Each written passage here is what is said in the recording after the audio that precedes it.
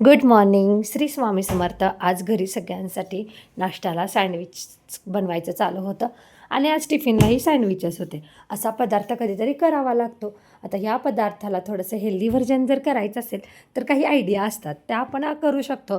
म्हणजे त्या बटाट्याच्या भाजीमध्ये मी तर स्वतः थोडंसं गाजर किसून घालते आणि वेदांश ड्रायफ्रूट्स खात नाही, म्हणून मी ड्रायफ्रूटची पावडर, अक्रोडची पावडर करून सँडविचमध्ये टाकत असते. असं थोडं ट्विस्ट केलं ना तर मुलांना समजतही नाही आणि ते आवडीनं खातात. मग वेदांशने खूप आवडीनं खाल्लं, त्याची रिॲक्शनही कॅप्चर केली. त्याला खूप आवडलं. तो स्कूलला घेऊन गेला आणि छोट्या रिसेससाठी त्याला ड्रायफ्रुट्सचा लाडू दिला. स्वामी चरित्र सारामृत पारायण चालू आहे. सगळं आवरल्यानंतर वाचन करून घेतलं.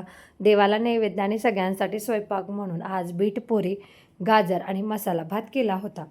घरामध्ये उपवास असला की अधिराजला थोडीशी खिचडी द्यावी लागते. तो थोडीशीच खातो आवडीने आणि बाकी असं खेळत असतो कढईसोबत.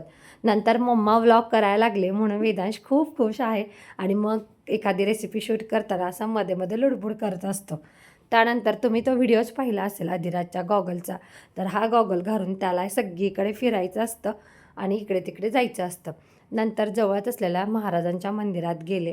तिथे गेल्यानंतर खूप छान वाटतं, मनाला प्रसन्न वाटतं म्हणून जरा वेळ बसले.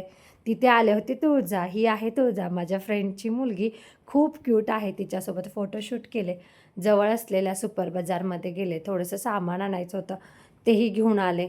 आता थंडी वाढते म्हणून मुलांना गरम दूध आणि हळद दिलं. सगळं आवरल्यानंतर आम्ही महिला मंडळ असं एकत्र जमतो, थोड्याशा गप्पा मारतो आणि संपवतो आमचा दिवस.